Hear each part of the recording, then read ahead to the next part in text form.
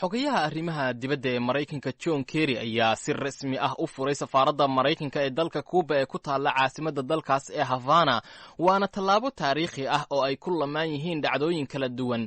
Xogayaha arrimaha dibadda ee Maraykanka John Kerry ayaa noqonaya xogayihii arrimaha dibadeed ee dalkaas booqda muddo ku siman 70 sannadood iyada oo xogayihii ugu dambeeyay ee Maraykan ahi uu dalkaas tegay sanadkii 1945.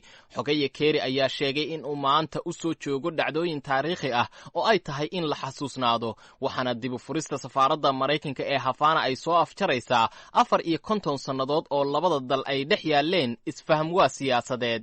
The establishment of normal diplomatic relations is not something that one government does as a favor to another.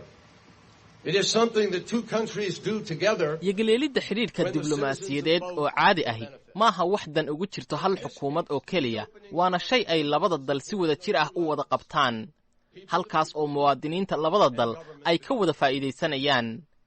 Arrinta dib u furidda safaaradayadu waxay muhiim u tahay laba arrimood oo ah xiriirka labada xukuumadood iyo labada shacab.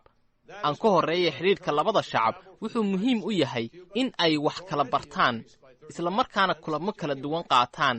Taasina waa sababta aan u dhiirigelinayno in dadka Maraykanka ahi ay u socdaalaan dalka Cuba, taas oo ilaa bishii January ee sanadkan kor u kacday ilaa 35%.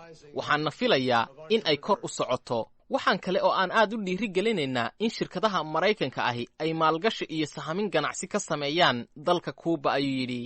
Xogaye Kerry ayaa sheegay in inkastoo xidhiirka diblomaasiyadeed dib loo soo celiyey in haddana ay jiraan arrimo la xasuusnaan doono isaga oo soo hadal qaaday dhacdadii loogu magac daray qalalaasaha gantaallada ee Cuba ee sanadkii 1962 kadib markii Maraykanku dalbaday in midowga Sofiyeeti uu dalkaas ka qaado gantaallo u yaalay oo ku jihaysnaa Maraykanka.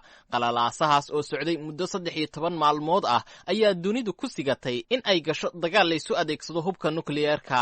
Inkasta oo xidhiirka labada dal dib loo soo celiyey haddana weli lama qaadin cunaqabataynadii la saaray dalka Cuba. Kerry ayaa sheegay in arrintani ay dhaqan gelayso marka golaha Kongareeska uu meel mariyo. After all, we are neighbors, and neighbors will always have much to discuss in such areas as civil aviation, migration policy, disaster preparedness. Waxaynu nahay dalal deris ah.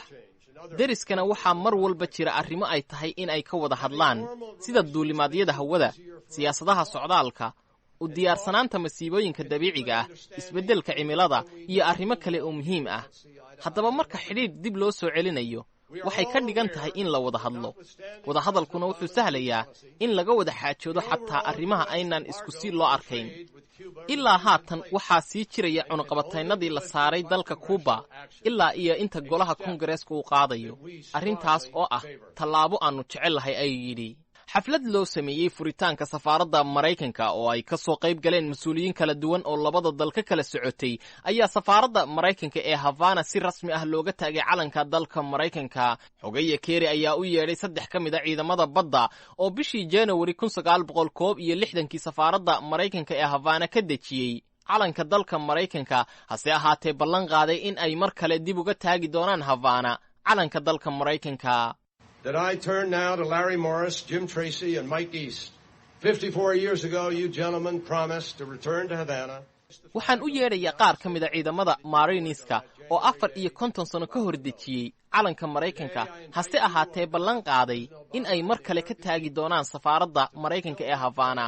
Waxaan idinku yeedhayaa anigoo ku hadlaya magaca madaxweynaha Maraykanka Barack Obama iyo shacabka dalka Maraykanka in aad dib u saartaan calanka dalka Maraykanka.